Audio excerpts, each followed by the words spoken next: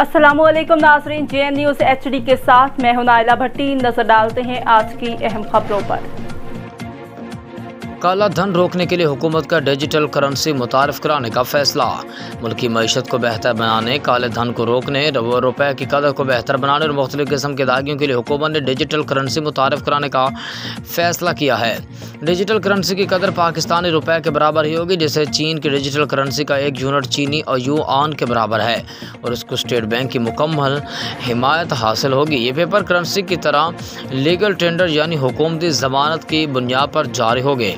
Digital currency की तैयारी के लिए स्टेट बैंक ने काम शुरू कर दिया और इस ज़मन में माहिरीन की खदमात भी हासिल की जा रही हैं।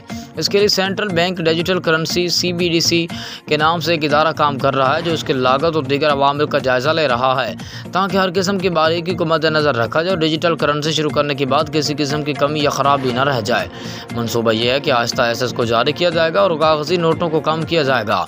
आखिर में 90% डिजिटल करेंसी का इस्तेमाल होगा और कागजी नोटों का सिर्फ 10% तक रह जाएगा, वो भी सिर्फ इसलिए कि अगर कोई बड़ा मसला हो जाए तो मुतबादिल करेंसी मौजूद हो, सिस्टम बिल्कुल जामिद रुक न जाए। डिजिटल करेंसी शुरू करने से कागजी नोट छापने और उनको मुख्तलिफ शहरों और देहातों तक महफाज पहुँचाने पर उठने वाले अखराजात में कमी आएगी और साथ साथ पुराने नोटों को तलफ करने के अमल पर उठने वाले अखराजात में भी कमी होगी।